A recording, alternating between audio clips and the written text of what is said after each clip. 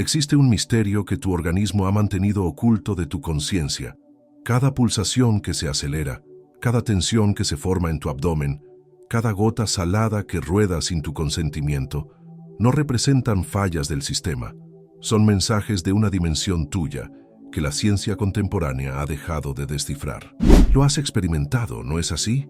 Ese instante cuando el dolor emocional te impacta y sientes opresión torácica, cuando la inquietud te envuelve y tu respiración se torna limitada, cuando el gozo emerge y todo tu ser parece dilatarse.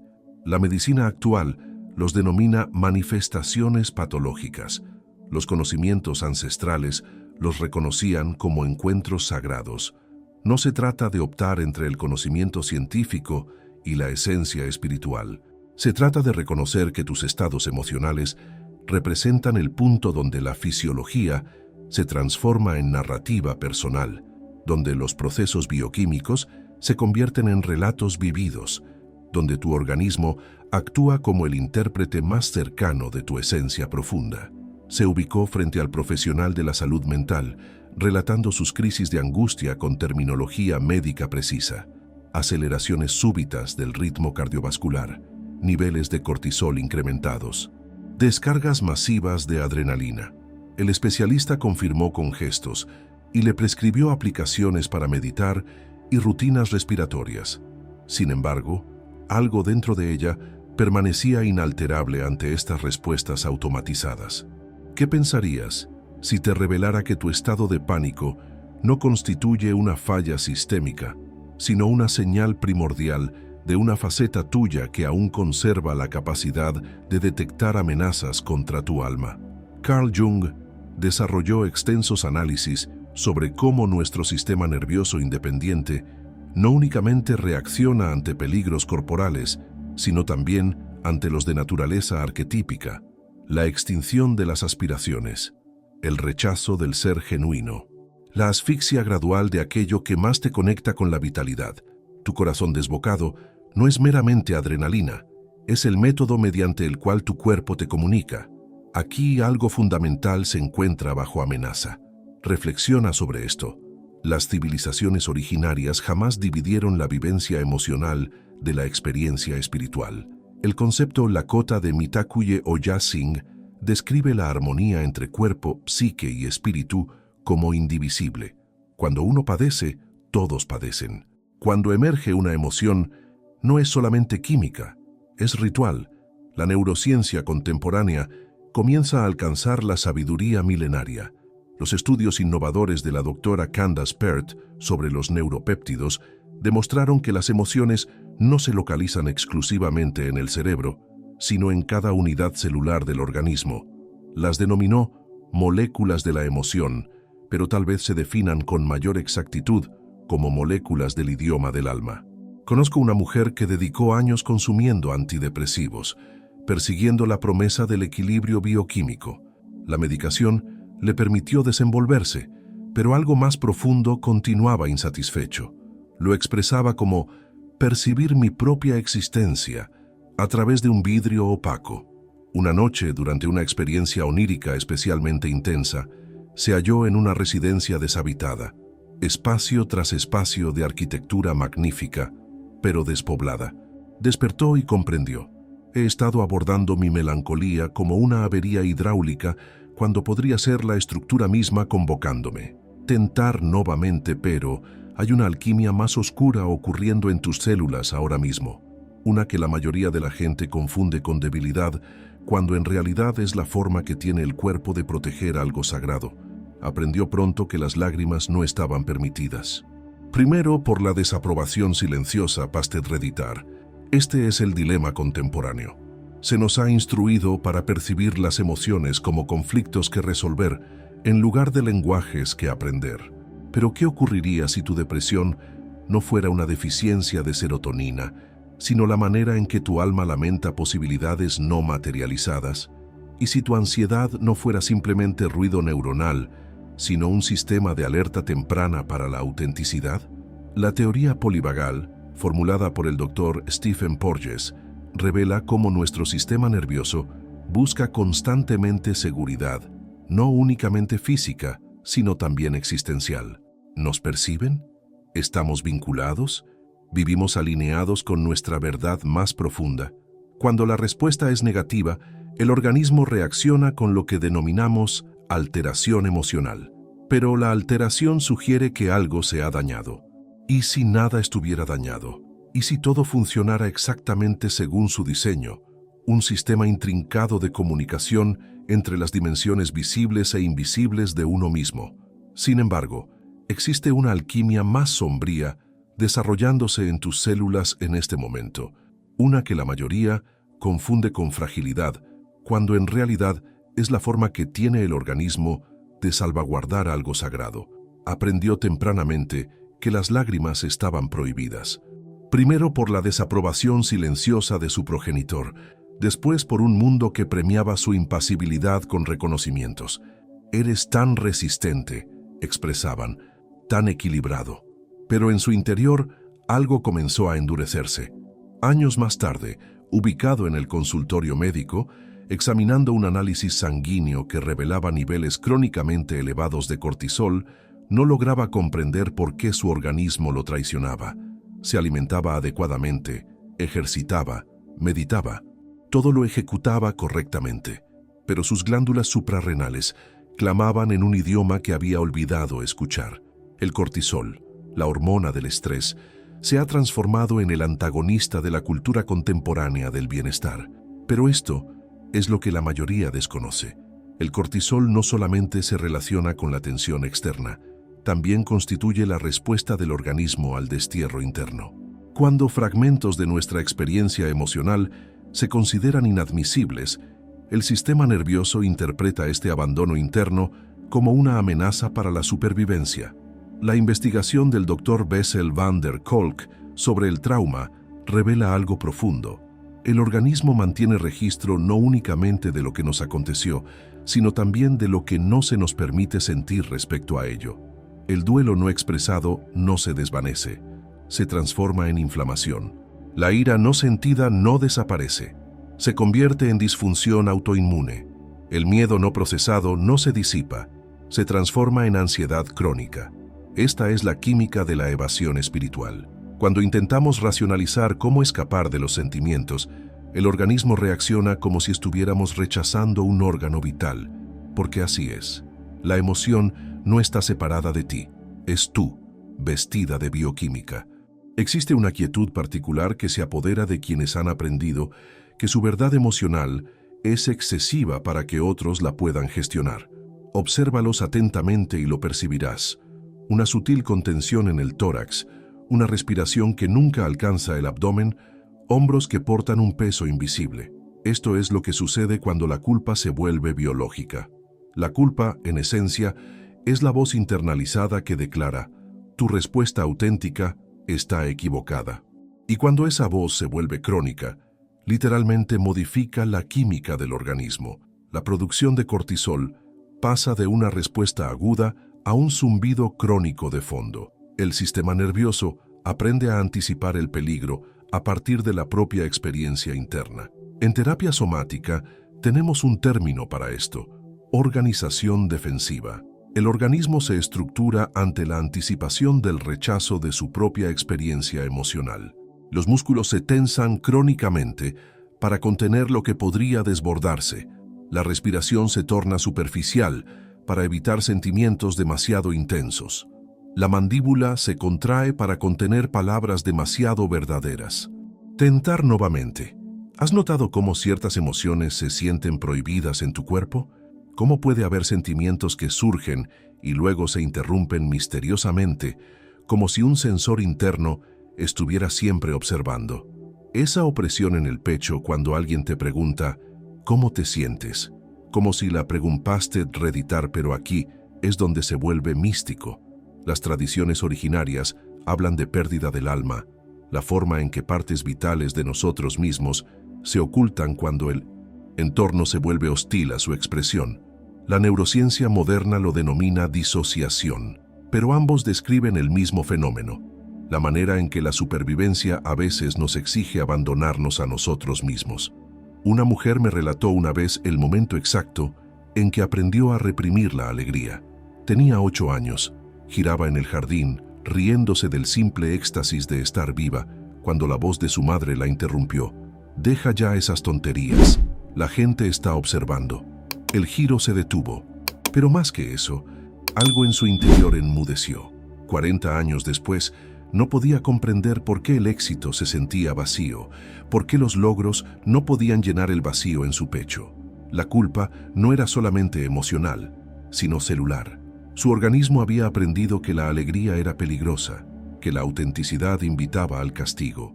El cortisol se convirtió en su guardaespaldas contra su propia vitalidad. Jung escribió sobre la sombra como las partes de nosotros mismos que hemos rechazado, pero también comprendió que la represión psicológica tiene consecuencias fisiológicas. Lo que no poseemos psicológicamente pasa a dominar nuestro territorio somático. Reflexiona sobre esto. Tu sistema endocrino, la red de glándulas que regula todo, desde el estado de ánimo hasta la función inmunitaria, responde no únicamente a lo que experimentas, sino también a lo que te permites experimentar. Cuando ciertas emociones se convierten en territorio prohibido, las glándulas que normalmente procesarían e integrarían esos sentimientos comienzan a funcionar mal. El duelo insensible se transforma en fatiga crónica. La ira inexpresable se convierte en inflamación. El miedo inadecuado se transforma en trastornos de pánico. Esto no es una metáfora, es bioquímica. Los neuropéptidos, los mensajeros químicos de la emoción, literalmente no pueden completar sus ciclos cuando la emoción que transmiten está bloqueada y no se percibe conscientemente.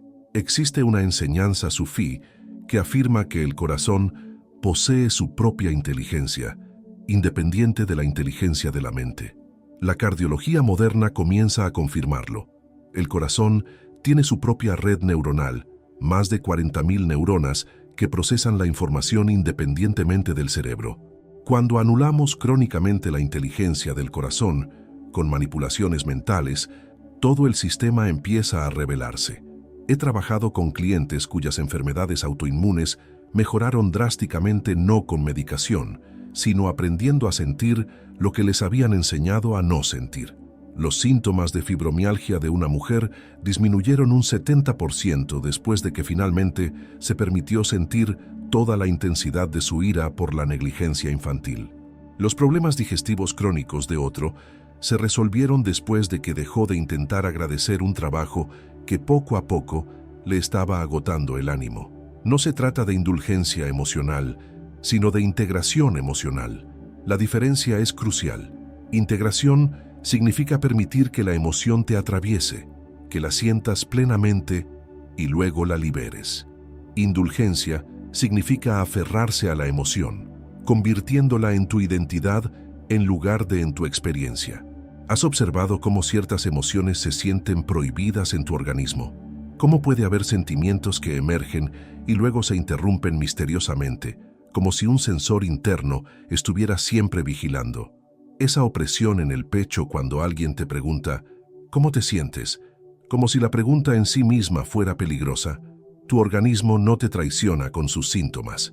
Intenta mostrarte dónde se ha ocultado tu alma.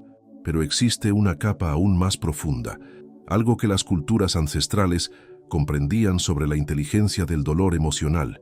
¿Y si te revelara que la emoción que has estado intentando reparar, en realidad, intenta repararte a ti?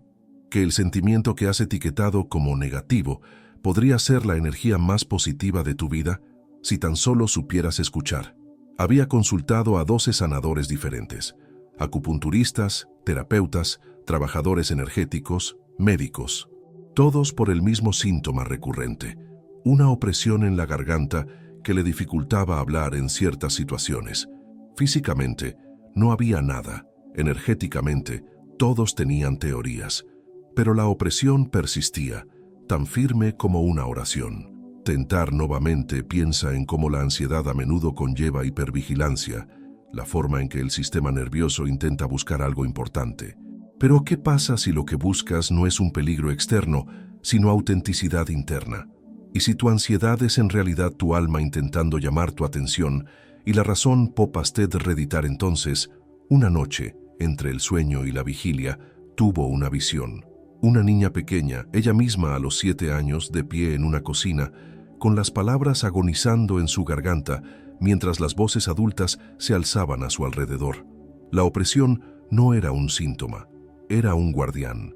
Había estado protegiendo la verdad de esa niña de 7 años durante 30 años, esperando que alguien finalmente le preguntara lo que necesitaba decir. Esta es la naturaleza oracular de los síntomas persistentes. En el análisis de Jung, entendemos que lo que regresa es lo que necesita integrarse. Pero integración no significa eliminación, sino relación. La opresión en la garganta no era el problema. El problema era que nadie le había preguntado nunca qué protegía. Los templos griegos antiguos tenían una práctica llamada incubación, dormir en espacios sagrados para recibir sueños sanadores. Se entendía que la enfermedad a menudo contenía su propia cura, pero de forma simbólica, no literal. La medicina moderna perdió esta sabiduría cuando comenzó a tratar los síntomas como enemigos en lugar de mensajeros. El doctor James Hillman, uno de los estudiantes más brillantes de Jung, escribió extensamente sobre la patologización, la tendencia de la psique a crear síntomas cuando se ignora algo esencial. Argumentó que nuestros síntomas suelen ser más inteligentes que nuestra mente consciente y nos indican exactamente qué necesita atención. Reflexiona sobre el dolor crónico sin causa médica clara. Y si no se trata de un sufrimiento aleatorio, sino de una comunicación precisa. El dolor de espalda que surge cada vez que estás a punto de comprometer tus valores. Los dolores de cabeza que llegan cuando le das demasiadas vueltas a situaciones que requieren sentir. El insomnio que te asalta cuando evitas una verdad difícil. Existe una cualidad de tristeza que va más allá de la historia personal. A veces la experimentas en momentos inesperados, al ver a desconocidos en los aeropuertos, al escuchar ciertas canciones, al presenciar simples gestos de ternura entre desconocidos. Es demasiado grande como para limitarse a tus propias pérdidas. Jung denominó a esto mística de la participación, la forma en que la psique individual participa en la psique colectiva. Tu tristeza no se trata únicamente de tus pérdidas personales. Se trata también de todas las pérdidas que no se han llorado adecuadamente, los sueños que murieron sin nombre, las conexiones que nunca se forjaron, las palabras que nunca se dijeron. En las culturas tradicionales, el duelo se entendía como una labor sagrada. Los profesionales del duelo en las culturas de Oriente Medio, los elaborados ritos funerarios del budismo tibetano y los procesos de duelo de 1 año de duración en muchas tradiciones originarias reconocían que el duelo no es únicamente una sanación personal, sino una sanación colectiva. Cuando la tristeza surge en tu organismo, no es únicamente química, es una ceremonia. Tu sistema nervioso crea el espacio fisiológico para que algo sea honrado, liberado e integrado. Las lágrimas que caen no son debilidad, son libaciones, ofrendas a lo perdido para que lo que permanece pueda ser bendecido. Los antidepresivos modernos suelen actuar adormeciendo este proceso, creando lo que los investigadores denominan embotamiento emocional. Pero ¿y si el objetivo no es dejar de sentirse triste? ¿Y si el objetivo es sentirse triste con tanta habilidad que la tristeza se convierte en medicina en lugar de veneno? Una mujer me relató que su depresión desapareció no cuando dejó de sentirse triste, sino cuando aprendió a sentirla con belleza. Creó rituales en torno a su duelo, encendía velas, escribía cartas a sus pérdidas, se sentaba en silencio con la parte de ella que sabía cómo llorar. La tristeza no desapareció, pero se transformó de ruido estático a música sacra. La ansiedad, en su forma pura, es anticipación sin enfoque. Es el sistema nervioso buscando amenazas, pero no encuentra ninguna que pueda identificar. Pero, ¿y si la ansiedad no se trata de peligros futuros? ¿Y si se trata de desconexión presente? En muchas tradiciones chamánicas, los estados de ansiedad se reconocen como precursores del despertar espiritual. El concepto Lakota de Hamblecha describe una especie de inquietud sagrada que precede a la búsqueda de visiones. El alma siente la necesidad de un cambio, pero aún desconoce cómo se manifestará. Tu ansiedad podría no ser una patología, sino una profecía. La parte de ti que sabe que vives desalineado con tu verdad más profunda, creando la urgencia fisiológica de prestar atención, la ansiedad como una oración interrumpida, la ansiedad como un estancamiento. Reflexiona sobre cómo la ansiedad a menudo conlleva hipervigilancia, la forma en que el sistema nervioso intenta buscar algo importante. Pero ¿qué pasa si lo que buscas no es un peligro externo, sino autenticidad interna? ¿Y si tu ansiedad es en realidad tu alma intentando llamar tu atención y la razón por la que nada externo parece satisfacerla es porque el mensaje viene de dentro? Tentar nuevamente esa noche, se dio cuenta de que había estado buscando las dosis de dopamina de los logros, ignorando la fuente más profunda de dopamina, la expresión auténtica. Había confundido el síntoma con la causa, la adicción con la medicina. En los textos gnósticos hay una enseñanza sobre nosotros, una Intelligbastet reditar el Dr. Rollo May, uno de los fundadores de la psicología existencial, escribió que la ansiedad suele ser el vértigo de la libertad, la abrumadora conciencia de nuestra capacidad de elegir nuestra propia existencia. Pero la elección requiere sentimiento, y si hemos aprendido a insensibilizar nuestra capacidad de sentir, la elección se vuelve abrumadora en lugar de liberadora. Trabajé con un hombre cuyos ataques de pánico siempre ocurrían en el mismo contexto, justo antes de decir algo verdadero. Su sistema nervioso había aprendido a asociar la autenticidad con el peligro, así que generaba pánico para impedirle decir la verdad. El pánico no era aleatorio, sino preciso. Lo protegía de su propio poder. Cuando empezamos a tratar su ansiedad no como una disfunción, sino como una sabiduría mal dirigida, todo cambió. En lugar de intentar detener el pánico, empezó a preguntarle, ¿de qué intentas protegerme? ¿Qué percibes que yo no percibo? El pánico empezó a transformarse del caos en claridad. ¿Has observado alguna vez que tus síntomas más persistentes parecen tener inteligencia propia, que aparecen en momentos específicos, en contextos específicos, como si intentaran comunicarte algo? ¿Y si la emoción que has estado medicando o evitando es en realidad la parte más inteligente de tu proceso de curación? Y aquí es donde se vuelve aún más misterioso. Hay otro sentimiento que ha sido completamente malinterpretado por la cultura moderna. Un sentimiento que podría contener la clave para tu curación más profunda. Existe un hambre en ti que ningún logro puede saciar, una sed que ningún éxito puede satisfacer. La has confundido con avaricia, con nunca ser suficiente, con algún defecto fundamental de tu carácter. Pero, ¿y si en realidad es la forma en que tu alma recuerda lo que viniste a experimentar? Se sentó frente a mí, exitoso según todos los parámetros externos, describiendo una vida que parecía como comer cartón. Debería estar agradecido, repetía una y otra vez. Tengo todo lo que creía querer, pero sus ojos reflejaban la particular vacuidad de alguien que había aprendido a desconfiar tanto de sus propios deseos que había olvidado cómo desear algo real. Esta es la tragedia moderna del placer. Nos han enseñado a temerlo como debilidad o a venerarlo como salvación, pero nunca a entenderlo como guía. La dopamina, el neuroquímico del deseo y la recompensa, ha sido demonizada por la cultura del bienestar como fuente de adicción y alabada por la cultura de la productividad como el secreto de la motivación. Pero ambas perspectivas pasan por alto algo crucial. La dopamina es la forma en que el organismo nos señala lo que alimenta el alma. En la filosofía tántrica, el problema no es el deseo, sino el deseo inconsciente. La tradición habla de raga no como una indulgencia, sino como una relación consciente con la energía vital que se mueve a través de la atracción, el placer y la expresión creativa. Cuando negamos esta energía, se oculta y emerge como compulsión. Cuando la disfrutamos inconscientemente, se convierte en adicción.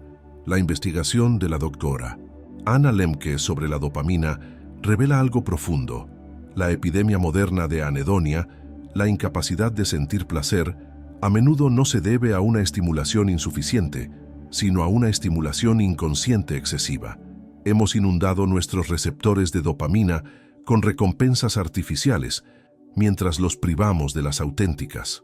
Pero esto es lo que la mayoría de las investigaciones sobre la adicción pasan por alto: el componente espiritual. Las tradiciones originarias de la medicina vegetal entienden que la adicción suele ser hambre espiritual, alimentada con alimento material. La desregulación de la dopamina no se trata únicamente de la química cerebral, sino de la desnutrición del alma. Existe un momento en el desarrollo de cada niño en el que descubre algo que le hace perder la noción del tiempo. Dibujar, construir, cantar, moverse. Alguna actividad que crea lo que los psicólogos denominan estado de flujo, pero que los místicos reconocen como recordar. La dopamina que inunda su sistema no se trata únicamente de recompensa, sino de reconocimiento. El alma declara, sí, esto es lo que viniste aquí a hacer. Pero entonces comienza la escuela, llega la estructura. Las vías naturales de dopamina del interés auténtico son reemplazadas por sistemas artificiales de recompensa, calificaciones, aprobación, validación externa. Poco a poco, olvidamos cómo generar placer a partir de la alineación interna y nos volvemos dependientes de la estimulación externa para cualquier sensación de satisfacción. Carl Jung observó que muchas de las neurosis de sus pacientes provenían de lo que él denominaba vida no vivida, las partes de sí mismos que habían abandonado en aras de la aceptación social. Pero la vida no vivida no desaparece. Se convierte en una deficiencia crónica de dopamina, un hambre constante de fondo que ningún logro externo puede saciar. Por eso tantas personas exitosas describen sentirse vacías. Dominan los sistemas de recompensa externos, pero se desconectan por completo de sus sistemas de guía internos. Son ricas en dopamina artificialmente, pero carecen de ella de forma auténtica. Una mujer me relató el momento exacto en que recordó lo que era el verdadero placer. Tenía 43 años, agotada por una carrera que parecía perfecta en teoría, cuando se encontró en su cocina a medianoche haciendo pan. No porque lo necesitara, sino porque sus manos recordaban algo que su mente había olvidado: el amasado, la espera, el olor a levadura cobrando vida. Era la primera vez en años que sentía lo que ella describía como satisfacción del alma. Tentar nuevamente, he aquí una técnica arraigada en la imaginación activa junguiana. Cuando surge una emoción, en lugar de intentar comprenderla mentalmente, pídele que te muestre una imagen. No un pensamiento sobre el sentimiento, sino una imagen del sentimiento. El duelo podría mostrarte un nido vacío. La ira podría reeditar esa noche. Se dio cuenta de que había estado buscando las dosis de dopamina de los logros, ignorando la fuente más profunda de dopamina, la expresión auténtica. Había confundido el síntoma con la causa, la adicción con la medicina. En los textos gnósticos hay una enseñanza sobre nous, una inteligencia espiritual que se comunica a través del deseo, pero no de los deseos superficiales del ego. Este deseo más profundo es el sistema de navegación del alma, que apunta hacia experiencias, personas y expresiones que contribuyen a tu máximo potencial. Pero nos han enseñado a desconfiar por completo del deseo, especialmente del deseo corporal. Las tradiciones religiosas a menudo patologizan el placer. Las tradiciones psicológicas a menudo patologizan el deseo. Las tradiciones espirituales a menudo patologizan el apego. El resultado es una generación de personas que no tienen ni idea de distinguir entre el deseo del ego y el deseo del alma, entre la compulsión y la vocación. Aquí está la distinción clave. El deseo del ego busca adquirir. El deseo del alma busca expresar. El deseo del ego quiere tener. El deseo del alma quiere ser. El deseo del ego crea dependencia. El deseo del alma crea creatividad.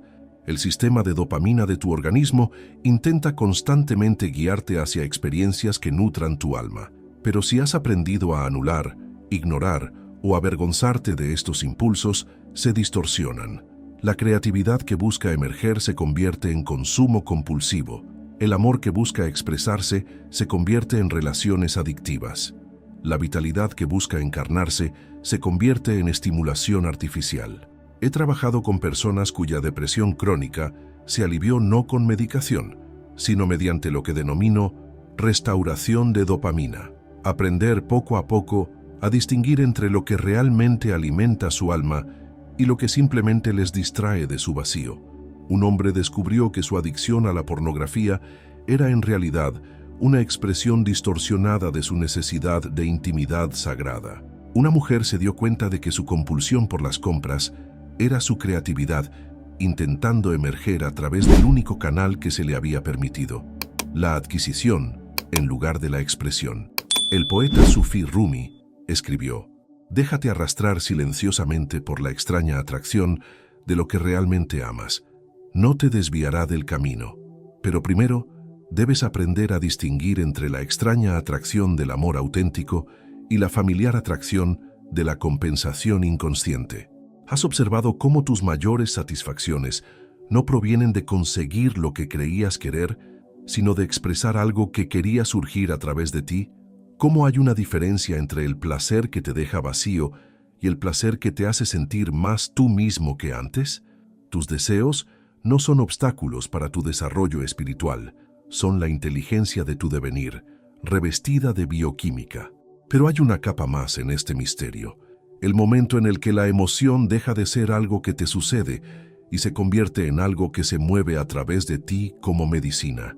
Llega un momento en todo proceso de sanación en el que dejas de intentar arreglar tus emociones y empiezas a dejar que ellas te arreglen. Cuando te das cuenta de que el sentimiento que has estado evitando podría ser la medicina que tu alma ha estado preparando durante décadas. Nunca había sido religiosa, pero cuando el dolor finalmente la atravesó, 30 años de pérdidas acumuladas que había sido demasiado fuerte para sentir, ocurrió algo que solo pudo describir como una oración. No palabras, sino sonidos; no pensamientos, sino temblores. Su organismo se convirtió en una catedral de liberación y cada sollozo era una ofrenda a algo más grande que su dolor individual. Esto es lo que sucede cuando se permite que la emoción se exprese plenamente. Se convierte en devoción. La raíz latina de emoción es emovere, salir, atravesar. La emoción no se almacena, se expresa, y cuando se expresa con autenticidad, se convierte en una forma de adoración, la manera en que el alma se comunica con el misterio de estar vivo. En muchas tradiciones originarias, las ceremonias de sanación implican lo que los antropólogos denominan catarsis emocional, pero que los participantes conocen como comunión espiritual. Las lágrimas, los temblores, los sonidos indescriptibles no son síntomas de colapso, sino expresiones de progreso. El organismo recuerda cómo ser un vehículo para algo sagrado. El trabajo del Dr. Peter Levine sobre la sanación del trauma revela que el sistema nervioso tiene una capacidad innata para lo que él denomina pendulación, la oscilación natural entre la activación y la calma, entre la sensación y la integración. Pero este proceso requiere expresión, no represión. Las emociones necesitan recorrer el organismo por completo, como los sistemas meteorológicos que recorren los paisajes. Tentar nuevamente. «Has estado intentando decirme algo todo este tiempo, ¿verdad?», le susurró a su reflejo, y en ese instante todo cambió. El dolor no desapareció, pero se transformó de enemigo a aliado, de problema a maestro, de error a mensaje. Este es el cambio de paradigma que lo cambia todo. Tu cuerpo no está pastet reditar. Cuando bloqueamos este movimiento natural, creamos lo que los terapeutas somáticos denominan ciclos incompletos. La ira que nunca se sintió plenamente se convierte en tensión crónica. El miedo que nunca se experimentó plenamente se convierte en ansiedad generalizada. La alegría que nunca se expresó plenamente se convierte en depresión. Lo opuesto a la expresión es la depresión. Existe una práctica ancestral denominada sueño en el templo, en la que las personas pasaban la noche en espacios sagrados, permitiendo que sus organismos recibieran los sueños o visiones sanadoras que necesitaran. Tu organismo es ese espacio sagrado. Cada sensación, cada emoción, cada respuesta física es una comunicación del templo de tu ser. Pero hemos olvidado cómo ser sacerdotes y sacerdotisas de nuestra propia experiencia. Nos hemos convertido en extraños en nuestras propias casas, visitantes en nuestros propios organismos. Aprender a escuchar el cuerpo como un altar requiere desarrollar lo que denomino alfabetización somática, la capacidad de leer el lenguaje simbólico de las sensaciones y las emociones. He aquí una técnica arraigada en la imaginación activa de Jung. Cuando surge una emoción, en lugar de intentar comprenderla mentalmente, pídele que te muestre una imagen, no un pensamiento sobre el sentimiento, sino una imagen del sentimiento. El duelo podría mostrarte un nido vacío. La ira podría mostrarte una puerta cerrada. El miedo podría mostrarte un niño escondido en un armario. Entonces, en lugar de interpretar la imagen, entra en una relación con ella. ¿Qué necesita el nido vacío? ¿Qué hay tras la puerta cerrada? ¿Qué consolaría al niño que se esconde? Esto no es terapia, es una ceremonia. No estás arreglando símbolos, los estás honrando, permitiéndoles revelar su medicina. La técnica focusing del Dr. Eugene Gendlin lleva esto más allá, enseñando a las personas a percibir lo que él denomina la sensación sentida, el significado corporal percibido de la experiencia emocional. Pero las tradiciones ancestrales lo conocían como profecía, la capacidad del organismo para saber cosas que la mente aún no ha descifrado. Un hombre con el que trabajé descubrió que su dolor de espalda crónico siempre se intensificaba cuando estaba a punto de tomar decisiones que no se ajustaban a sus valores. Su espalda no estaba dañada, era profética, era la forma en que su organismo le comunicaba: este camino no te apoyará. Cuando aprendió a consultar su dolor de espalda como un oráculo, en lugar de tratarlo como una disfunción, tanto su toma de decisiones como su dolor se transformaron. En el budismo tibetano existe una práctica denominada Tonglen, inhalando sufrimiento y exhalando alivio, no únicamente por ti, sino por todos los seres que experimentan un dolor similar. Tu emoción individual se convierte en una puerta a la compasión universal. Tu química personal se convierte en medicina transpersonal. Pero no necesitas ser budista para ritualizar las emociones. Puedes crear ceremonias sencillas que honren la inteligencia de tus sentimientos. Enciende una vela cuando llegue la tristeza, reconociéndola como una visita sagrada. Escribe cartas a tu ira, agradeciéndole su protección. Crea dibujos con tu ansiedad, dejando que te muestre sus colores y formas. La clave es tratar la emoción no como una interrupción, sino como una invitación. Cada estado emocional es un estado alterado de conciencia que ofrece acceso a información inaccesible en la conciencia ordinaria. El duelo abre el corazón a una capacidad más profunda para amar. La ira revela lo que importa lo suficiente como para luchar por ello. El miedo muestra lo que necesita protección o atención. Marion Woodman, analista de Jung especializada en la integración cuerpo-alma, solía afirmar que los síntomas son la forma en que el organismo se comunica con quienes no escuchan. Pero cuando aprendemos a escuchar, los síntomas suelen transformarse en símbolos, y estos en medicina. Una mujer me relató que sus ataques de pánico se convirtieron en sus mejores maestros cuando dejó de intentar detenerlos y empezó a preguntarse qué intentaban enseñarle. Descubrió que cada ataque contenía información específica sobre situaciones en las que traicionaba su yo auténtico. El pánico no era una patología, sino una profecía, la forma en que su sistema nervioso le comunicaba: este entorno es hostil para tu alma. Creó un ritual en torno a su pánico. En lugar de combatirlo, lo recibía, le hacía preguntas y le agradecía su vigilancia. Con el tiempo, el pánico pasó de un caos abrumador a una guía precisa. Aún percibía las señales de advertencia, pero ahora podía interpretarlas como información en lugar de sentirlas como un ataque. ¿Has observado alguna vez que tus emociones más intensas suelen contener la información más importante? ¿Que los sentimientos que más quieres evitar podrían ser los que más remedio te ofrecen? Y si tu intensidad emocional no es excesiva, sino la suficiente para la sanación que tu alma intenta orquestar. Y esto nos lleva al reconocimiento máximo, el momento en el que te das cuenta de que no estás dañado y nunca lo estuviste. ¿Y si todo lo que te han enseñado sobre las emociones es al revés? ¿Y si tu sensibilidad no es una debilidad, sino un superpoder? ¿Y si tu intensidad no es excesiva, sino justo lo que el mundo necesita de ti? ¿Y si tu organismo ha estado intentando iniciarte en tu propia plenitud todo este tiempo?